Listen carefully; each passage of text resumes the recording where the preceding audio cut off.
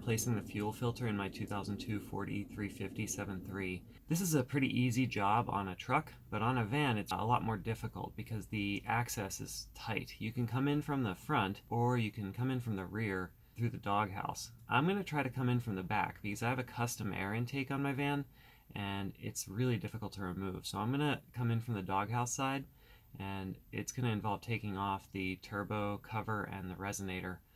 So we'll see how this goes.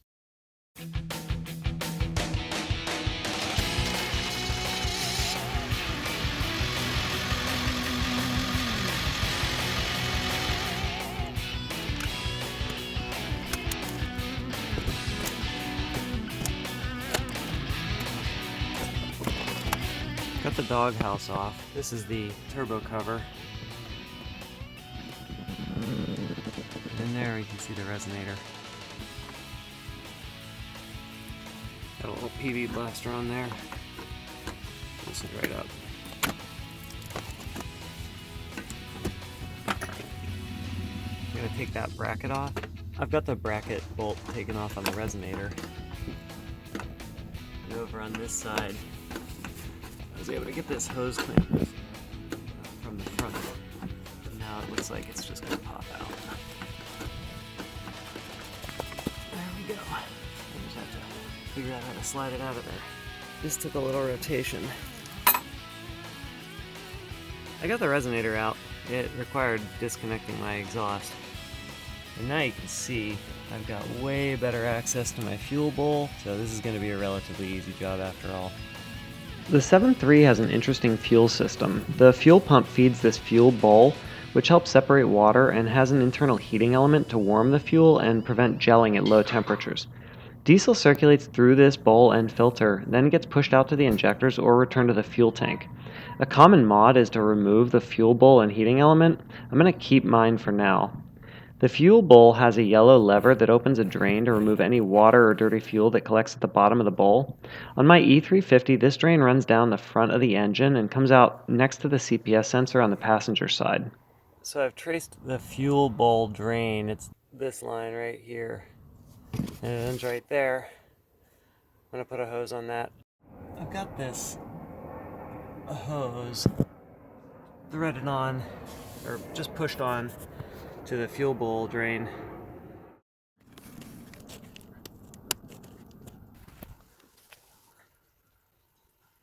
So that's draining that fuel bowl.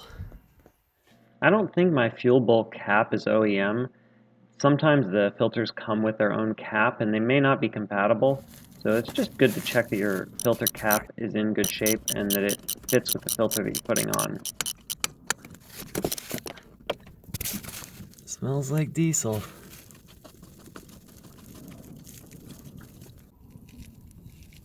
I've got this the whole way loose, and now we can go ahead and pull it out. I just have to move some of these hoses and stuff out of the way. And we can see that fuel filter is disgusting. I'm going to go ahead and pull it out and we'll see what's in the fuel bowl. Almost scared to see what's in that fuel bowl. Let's go take a look.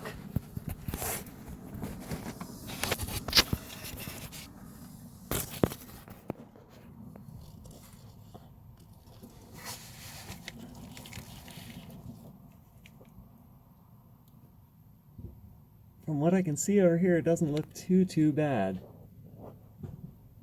I wiped out the fuel bowl and it's not too bad in there. I was expecting like an inch of gunk, and it's pretty clean given that the engine has 300-some thousand miles on it, and who knows when this was last changed. I got the old fuel filter here.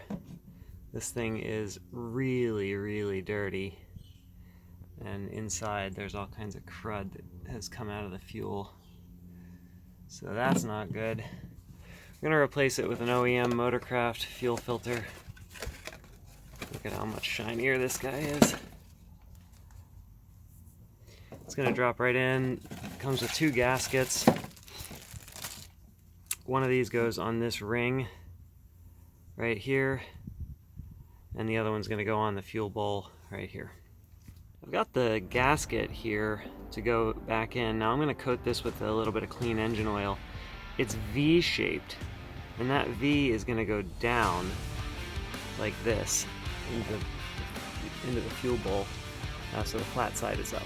So I'm going to get that coated in place, and then we'll put the fuel filter back in.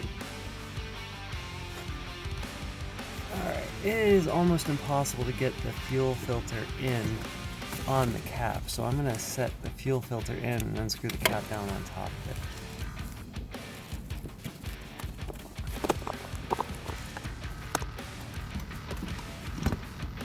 Getting that cap to seat and tighten down has been a real bear, and it may be that it's not fully compatible, so I'm just going to have to keep an eye out for leaks when I start this thing up. They say over tightening is a problem, so I'm going to be gentle with tightening. Alright, that cap's back on. I'm going to close the drain lever.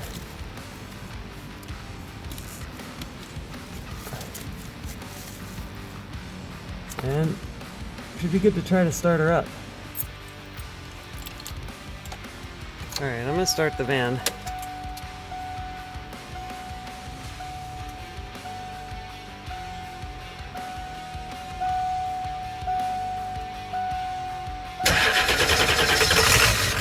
It started spraying diesel fuel everywhere about a second later.